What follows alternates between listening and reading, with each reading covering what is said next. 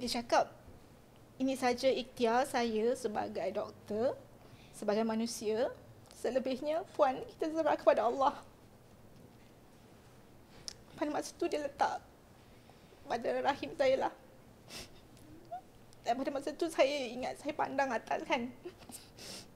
Saya berdoa yang macam apa pun hasilnya selepas ni saya redha. Ini adalah ikhtiar saya yang maksimum lah. Yang saya boleh buat.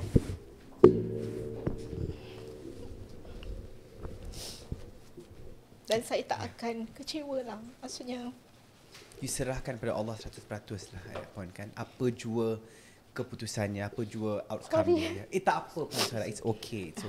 sebenarnya saya tak pernah cerita pada sesiapa. Secara umum. Saya nak tanya pasal IVF pun saya takut sebenarnya. Saya kena minta izin Puan Suhaila sebelum kita roll tadi sebenarnya, because I know it's a very sensitive thing and you've been through a lot juga kan.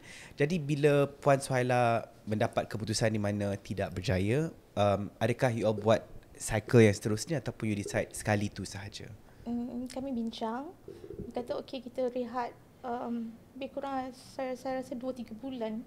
Lepas tu sebab doktor kata masih hormon masih aktif, apa orang kata subur lagi. Dia kata just naturally try. Lepas tu bila dah sedia datang kembali. Lepas tu kami datanglah untuk pusingan yang kedua.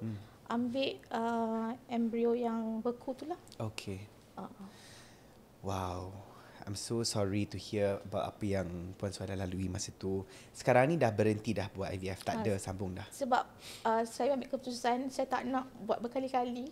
So the second round tu saya ambil keputusan yang sebab kita boleh pilih kan.